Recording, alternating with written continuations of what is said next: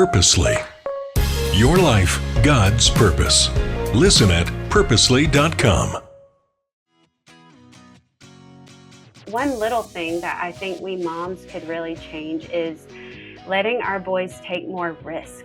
So I think some risk is good. Measured risk is good. Letting them climb higher in a tree, letting them do a little further outside in the woods. These little things over time builds that character, that confidence, that they trust themselves and their own abilities. Hey friend, I'm Julie Lyles Carr. You're listening to the AllMomDoes podcast, part of the Purposely Podcast Network.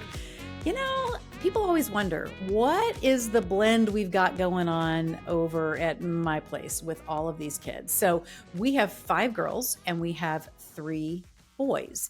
And I am one of those people who was raised with 2 brothers and no sisters. So boy world is a real familiar place to me. In some ways, it was kind of easier for me to navigate the boy raising than the girl raising to some degree. But I have to say, 2 of my sister-in-laws, they are each part of families with 3 girls only. And when I tell you that when they started having babies and they had boys, they were left befuddled, stunned, amazed, all the things. That's why I'm so glad to have my guest today, Rebekah Lovell, on. She is going to help talk us through boy world, the changing world that is, the things that we need to think about and look at afresh in new ways. Rebekah, thanks so much for being here today. Thank you, Julie. Yeah, it's exciting. It's great to have you. So let's start off. Let's introduce you to the listeners so that they get a feel for who you are, where you live, what your family's like, all that kind of stuff. Sure. So I have 2 boys. They're now 11 and 13. I've been married to my husband, John, for almost 19 years now. I live in Northwest Georgia, and I've been homeschooling for about a decade.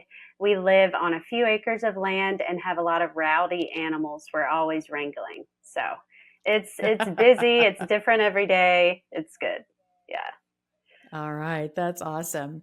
So Rebekah, tell me, for you, when you started raising sons, what were things that you thought you knew? And what are some things that took you a little bit by surprise? That's good. Yeah, I think before you have kids, you're a bit idealistic and you think, I would never do that, or I would do it this way, or wait till I'm a parent. And like you said, I was from a family with just one sister. So I didn't have a brother. I didn't have a lot of young boys close to me growing up. And so it was just 90 to nothing once I had my baby and toddler. They're about 19 months apart. I loved it. It was an adventure. It was wild and crazy. But, we would have these play dates where my friends' little girls would sit and color or have dolls or a tea party. And my child is just literally up a wall, or he's gone. I don't even know where he is. He's outside a slide. He's in a tree. So I knew right away that this would be very different. It really is fascinating, this whole conversation that we have of nature versus nurture and all these different things. For my husband and I, when we first started having kids, we had 2 girls first, and then we had our oldest son, Justice. We made the choice that we were going to limit some things that looked like weapons. Okay. So we had plenty of dolls and blocks and puzzles and trucks and all of that kind of stuff. But when Justice came into our lives and he started getting a little bit older in that toddler age, and the things that he, was playing with and the things he was seeing modeled by his sisters, all of that, what always blew us away was how quickly he went to warfare and battle readiness in a way that we had just been thinking, now, wait a minute, you're being raised with 2 sisters and you're doing this. There were just some things that were so funny because, in spite, if you will, of some of our ideas about how we wanted to nurture and to do this, that, and the other, there were some things that he just seemed to come a little bit preloaded with. And as we began to observe some of our other kids through the years, we saw some of the same things. Now, I do think there are ways that we influence, and there are stereotypes and things that we can lay on our kids, whether they're boys or girls, that we need to be really thoughtful about, because sometimes we can create these stereotype puzzle piece avatars and try to shove a kid who truly is not constitutionally like that into some kind of cultural mode.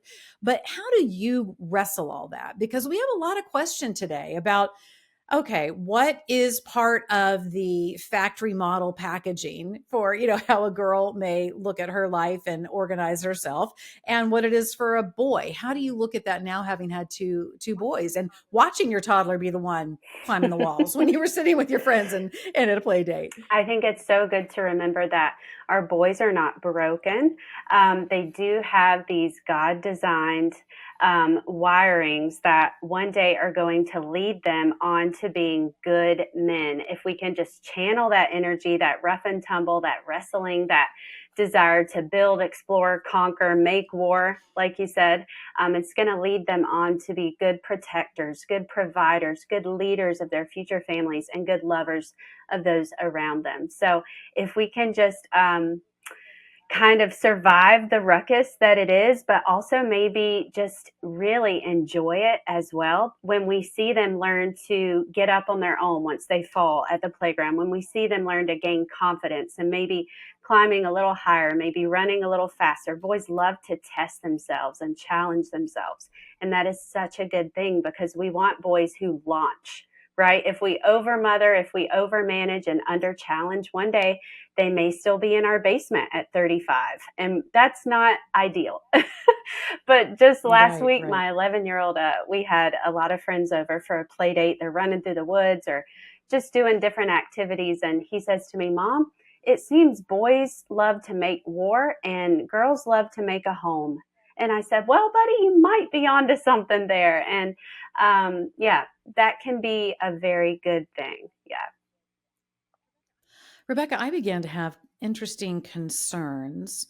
And again, my kids are launched, they're older than yours, but I wanted, because of some of the experiences in my growing up years, I wanted my girls to know for sure that what they wanted to do for a career or opportunities that they might want to tackle or things like that, that those things were available Absolutely. and open to them. I wanted them to have that. It's that they could think big and they could decide different things. And I wanted them to have the same kind of opportunities that my sons Mm-hmm. would have.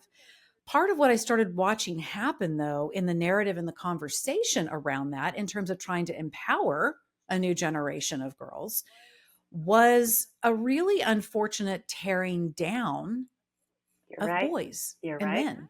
And as a mom of sons, I went, wait. That was not what I was talking about. I don't think these guys need to be lesser in order for my girls to rise higher.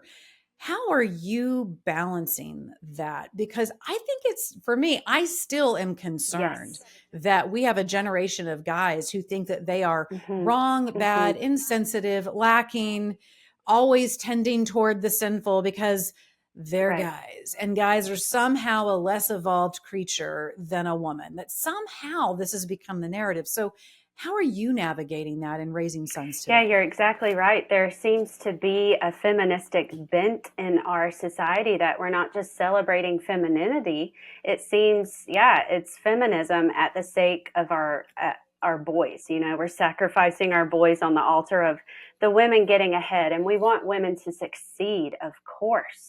But the boys deserve that too, and they deserve more. And, you know, through recent decades, they've been lower in university enrollment. They've been just falling behind in school with grades and all these markers.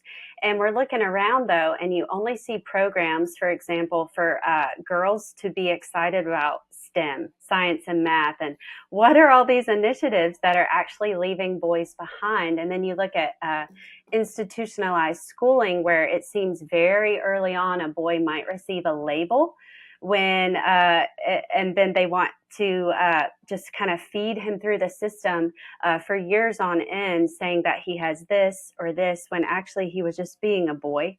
And we want boys to be disciplined and respectful, but we don't want to crush their soul. We don't want the light to go out in their eyes. So yeah, I think it's very important that we see the fundamental difference in biology, right?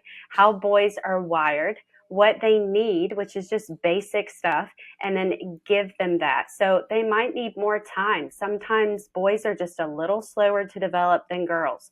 Boys may not want to sit still. They want to challenge, move. They've got to get that energy out. That's a great thing. Let your boys wrestle. Let your boys have a few toy weapons. Even if you don't, they're going to turn a stick into a gun and throw a rock or a pine cone and have war anyway.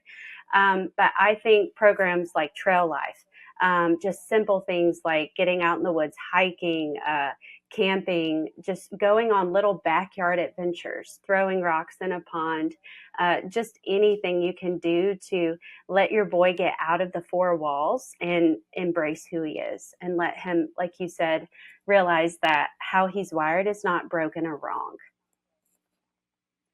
It was interesting to me because a lot of people said to me, since my mix is 5 girls and 3 boys, wow, the girls, what does that take to raise them? And all the emotionalism and this and that and the other and on and on. And I've laughed and said, I don't know what house you've been at, but my boys, when it came to their emotional lives and navigating their emotional lives, we have a stereotype that we say that I don't think serves guys well in Mm-hmm. general.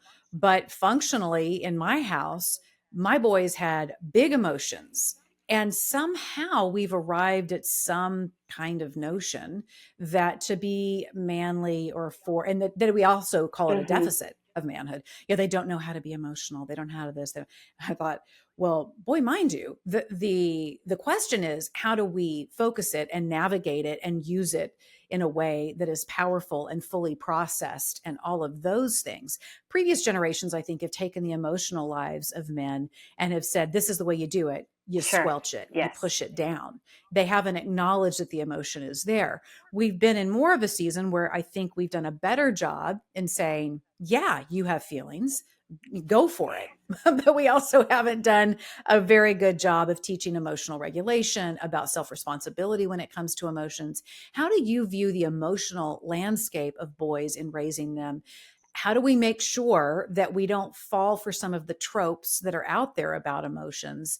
And how is processing emotion for a boy sometimes different than how it might be for a That's a girl? really good point. The first thing that comes to mind is my husband, John, is the leader of a values-based community, basically biblical masculinity movement called Warrior Poet Society. So he has the idea that just like the heart of God, men can and should be both warriors, ready to fight and protect those they love, not out of anger or some kind of rage, but out of love. We protect those we love.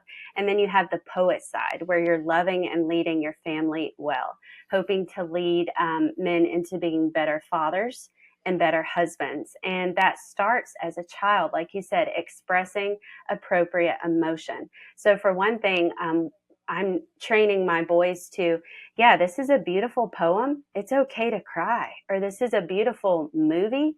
Yeah. Or, someone we love dearly has died. Yes, we cry about this. But also, as they're getting older and age appropriate, of course, when they're hurt or something like that, nope, we're not crying. We got to be tough about this. You skinned your knee and you're 10. Let's keep going, because we want them to one day be able to carry the burdens of others as well. So, yeah, it is very important that they're not bottling up emotion, that they know emotion is good when it's expressed at the right time and the right place. I hear you saying that we need to be very intentional about teaching, and I think this goes for our girls too, but it may look a little different in teaching our sons how to be Mm-hmm. resilient. We are living in a time in which we have an unlaunched Yes. generation. We have a generation of young men who feel pretty adrift. As much True. as we were trying to validate how they were feeling, as much as we were trying to protect them from unfair stereotypes or tropes, we didn't necessarily really give them a lane. So, how do you propose that for the parent who is raising boys your Mm-hmm. age, how you start doing those things to help get them on that path? But then I also want us to take a pause once we hear from you on that and talk about, for the parent who's listening, who's saying, man, my kid is 18, 19, 20, 21, doesn't want to drive, doesn't want to hold down a job. What do I do now? Like I missed the window when they were younger. What do I do now? So take me into those ages that are more developmental, like where you are at right now. And then let's explore the other side of it, where the launch hasn't Okay. launched? Yeah. So, one thing that I really want to encourage parents that is important is how to get that drive in your sons, or better yet, how to just never take it away. So, I briefly Yeah. mentioned we don't want to under challenge and over manage because boys are capable of so much more than we think. So, just very simple, basic stuff. Once your boy can do something for themselves, as moms, we probably need to step back and let them do it. They can make lunch, they can serve younger siblings, they can complete a chore skillfully and with good integrity. Let them do it, because not only does it help them contribute to the family system, but they feel that sense of pride and accomplishment. And like I said, John Eldridge, who wrote Wild at Heart, says boys want to know that they measure up, that they have what it takes. I think, and my husband is constantly saying, one of men's greatest fears is a failure.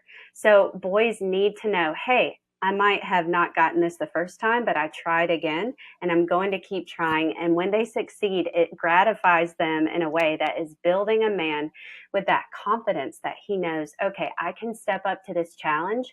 And whether or not I get it the first time, I'm going to keep going, and I'll keep going the next time and the next time.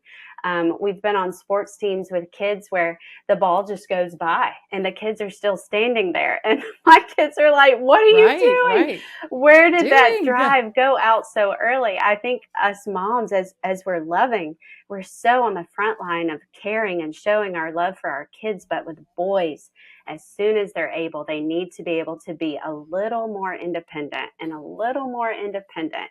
And then as they're serving the family, starting to serve you. So just last week, my 13-year-old wanted to show me something up on a ledge off of our driveway. And I look up and I realize he's reaching down to me to pull me up. And he's like, Mom, these rocks are slippery. Be careful. So over the years, I've been inching him away in good ways, that he realizes that he's capable, he's strong, he is confident in the things that he's able to do. And now he's turning around and he's helping me. That's also something my husband encourages when he travels. He's like, boys, take care of your mom, because we want good men who will lead. And you were talking about what happens if maybe you've missed a boat on this. Maybe they've leaned a little more into entertainment instead of learning to serve or learning to take those challenges or test their limits. There's a chapter in the end of my book about that, trying to restart or start over when you feel like that light may be out in their eyes. I would suggest have grace on yourself and your son. Take little baby steps of maybe inching out the entertainment, inching out the screen time, inching out things that are gratifying with no real life value. Start to surround your son with mentors. Hopefully their dad is in their life, or grandpa, or maybe coaches, leaders, at church or in their community that can pour into them as examples, because we want to make it hard on him in a way that he knows, okay, more is expected of me. But inversely, if more is expected of me, that means I can do these things. And then also leaning into his interests. What is he really interested in? Whether it's mechanics, maybe he wants to redo a car, maybe he wants to get a pilot's license. I don't know, just little things. What is your son interested in? Is it researching animals? Whatever it could be. Spending time with him and helping him lean into those interests, but also taking out the entertainment and realizing, all right, I've got to step up. My family wants more of me and I can do it. I can meet this challenge. Right.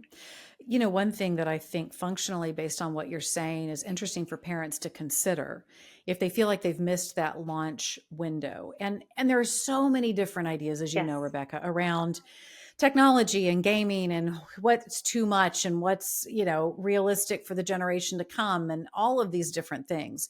But at the very least, when it comes to this launch process, if we as the parents are the ones still paying for access to internet and Wi-Fi, all these different things, that's kind of a simple one. Like, if you're not earning your keep in these ways, you don't Yeah. have the Yeah. Wi-Fi password. I guess you're going to have to ride your bike to Starbucks and post up there to watch or whatever. Sometimes that can be a simple thing, because in a world in which we can Instacart our groceries and DoorDash our Wendy's order and all of those things, we aren't as familiar broadly as a culture anymore sometimes about the effort that you need to put into certain things in order to get out of it what you Absolutely. want.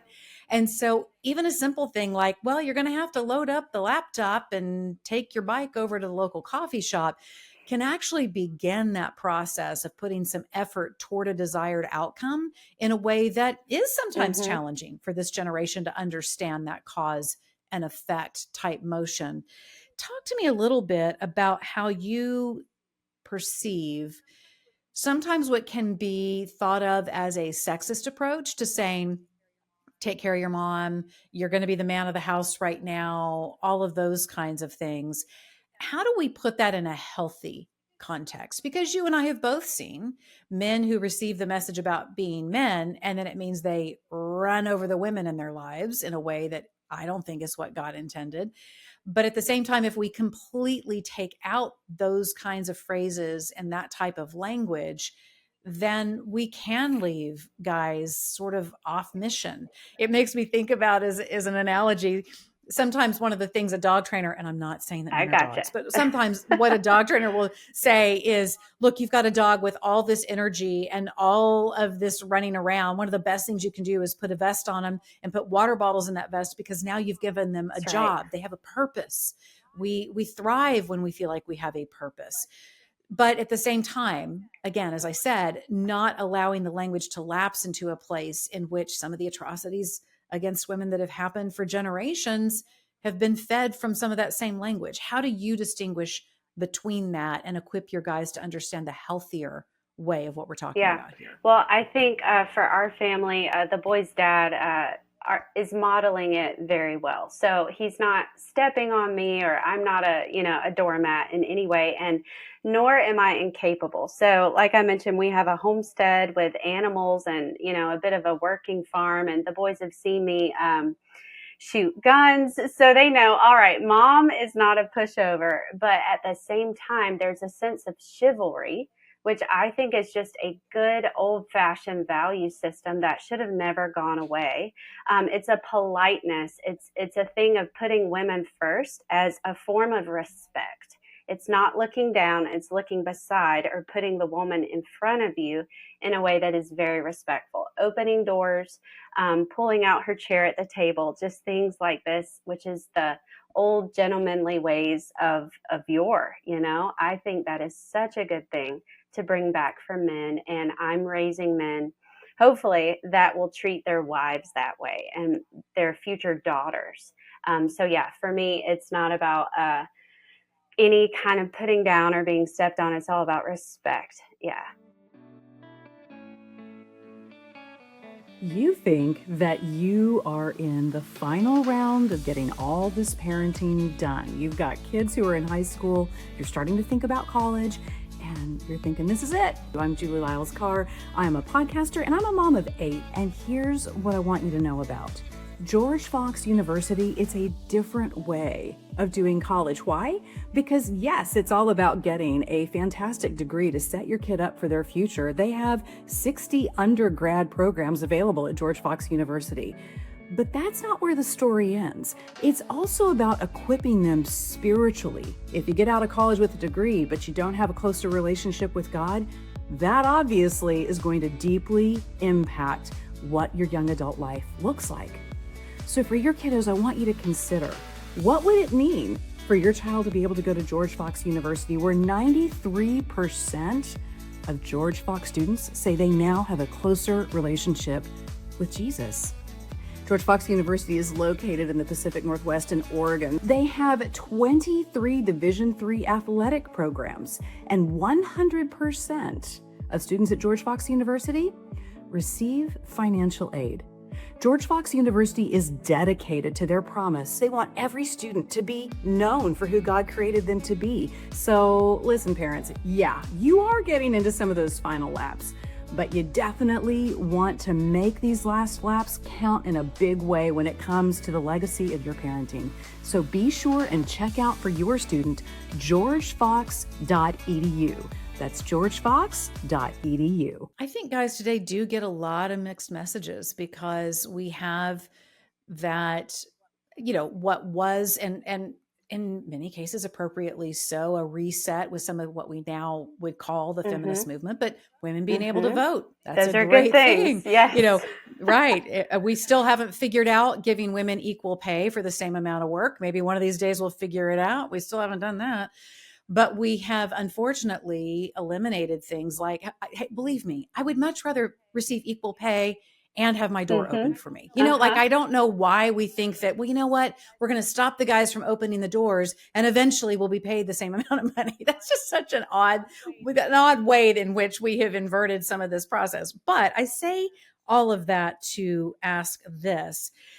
We see women today really struggling in the way that we're messaging and signaling to men. One of the greatest places, because of all my work in the publishing world, that I see this is we have this narrative of feminism, women who get irritated if a guy opens the door, conversations about who should pay on a date, like all these different things. And no, and I can pay my own way. I'll open my own door, But then I also see in the publishing world this massive upsurge. It's always been the backbone of publishing. It has only accelerated in the romance novel genre, which often has a lot of romanticized version of the guy who comes in and is strong and is able and capable and sees a woman's worth and sees a woman's value. And so I can understand a guy standing at the precipice of this today going, I simply don't know what y'all want. I don't quite know where I'm supposed to go in this. How do you view that? And how do we equip our young men today to stand in that dichotomy that really is confusing? Yeah, well, I think something that I love my husband comments on a lot is men don't want, a spouse, someone that is manly, meaning someone who is just kind of bristly and in a way like you were saying, I don't need help. I don't want help. Now, that doesn't mean that we should act weaker than we are. That doesn't mean that we're not very strong in other ways, because look at this. We're birthing babies. We're running a home. We may run businesses. We may be in the workforce too, if we're called to that. But it's a certain gentleness, I think the Bible calls us to. It's a spirit of gentleness and meekness that, hey, I can be strong in every other front, but it is good and it is okay that my husband wants to take care of me. And I will let him do that. And that will be modeled to my sons also in a healthy way, because I think it's good to remember that we should be strong. We can handle so much. God has wired us women to be able to multitask, which men aren't good at, take on a million things at once and come out well on the other side. But we're not supposed to be totally, I don't think, independent in a way that we're not marryable. I think something that scares young men is, well, this woman, not only is she fully paying all the bills, she's done the full career thing, which is good, right? If she feels called to that. But then if she doesn't even want a partner, man, I would want my boys to see that as a red flag. I mean, run. That's just not who I want my boys to end up with. Yeah. That's an important word, though, is partner. And we have a lot of different definitions for how we see that. Two completely independent people running on their own tracks who occasionally meet in the bedroom, right, occasionally have a kid together. That's, at least for me, Rebekah, that's not partnering. Partnering is that place of give and take. And when we say something like a woman who is able, who is strong enough to let a man take care of her. One of the things I want to point out, there's some conversation that, sure, there have been times and seasons that unfortunately people of faith have not viewed this in a way that's been healthy. And you have women saying, I had no idea what our finances were. I had no idea this. I had no idea that. Listen, friends, we have long been in seasons where that's a choice. You can decide how naive and uninformed you want to be. That's not about allowing a man to be chivalrous and take care of you. That's about denial. And I grew up from women who ran businesses, ran the family finances, knew how to invest, knew how to do a whole variety of things. It doesn't mean that when you partner with a husband that you are giving all Sure. that up. That's a Yep. strange recipe we've put together. And it's not even a biblical one. I mean, obviously, the easy grab is to say, look at Proverbs 31. But yeah, look at Proverbs Mm-hmm. 31. That was a woman who Yes. knew what her financial state was, her business state, the state of her household. She knew all of that. She wasn't some mealy-mouthed, uninformed, That's right. child. She was very clear and had a husband who adored and Mm-hmm. esteemed her, and that they did partner Exactly. together. She was very strong, but she was not completely independent of him. Yeah. Right, because there's an interdependence that is Yes. beautiful and is actual partnership that I want to be prepping my kids for in general, the ones who aren't Mm-hmm. married yet. One thing I wanted to ask you about, and I'm just curious about your perspective, it feels like to me, for some reason, when boys aren't challenged, when they don't know that they're not allowed the Mm-hmm. room to make the mistake, to try to get up from the failure, the default mechanism is Yes. passivity. I don't always see that in women. What do you think that is? That when a boy is not allowed the room to make mistakes, go try, climb the cliff, whatever, that passivity seems to be the fruit of that, Yeah, specifically to men. you're exactly right. I mean, it could go all the way back to the garden, the original sin, the fall. Eve stepped out and took the fruit, and Adam said, okay. And so it was just, I think it's something in men that they're something dies in their spirit when they are either scheduled into submission, like taking boys to 500 activities after school. They're sitting all day, then they're whisked here, then they're whisked there. Or, maybe it's just the lack of motivation that we're amping them up. Hey, you can do this. Hey, I want you to do this. Can you achieve this challenge? Yeah, so then they kind of just disappear into entertainment or just a fantasy world of, I don't know, sports statistics, just whatever it could be. Yeah, they're not reaching out and accepting challenge or even seeking challenge anymore. One little thing that I think we moms could really change is letting our boys take more risk. So I think some risk is good. Measured risk is good. Letting them climb higher in a tree, letting them do a little further outside in the woods. These little things over time builds that character, that confidence, that they trust themselves and their own abilities. They've got to have risk. And when all of that is gone, when the challenge and the risk is gone, yeah, it leaves a pretty flat, like you said, passive boy. Rebekah, how can we, if someone finds themselves in a situation where their child's dad has passed away or he has exited their life and has nothing to do Mm-hmm. with them, which again is different than trying to co-parent after divorce, is different than a dad who remains engaged in his kid's life. What are the best ways to supplement and make sure as moms that there's still a path forward for a boy to love being and celebrate being a boy? And at the same time, we know we have to be careful with certain mentors. We know that statistically, kids who are in a situation where both parents are not still in the home can often be at higher risk for someone taking advantage Mm-hmm. of that. Speaking a little bit in code in case there are little ears listening here. How do we seek out the right ways to make sure that our boys in a situation like that have some great male mentors and some guidance That's in a that great way? question. Yeah, I've got a few friends who are widows, and I've seen them go down this very path. So, if there's not other family, maybe grandpa or uncles or someone that can pour in, then hopefully you've got a church family of trusted men leading like a boys group, something like that. Or maybe if you're on a sports team, you've got a really good coach in their life. But I would also look towards good programs like Trail Life. Trail Life is essentially the Christian version of Boy Scouts, and it is all about boys' character and challenge and, yeah, becoming a man over the years through those measured activities that they go on together, dads and sons and other mentors. I would also look at just the power of story.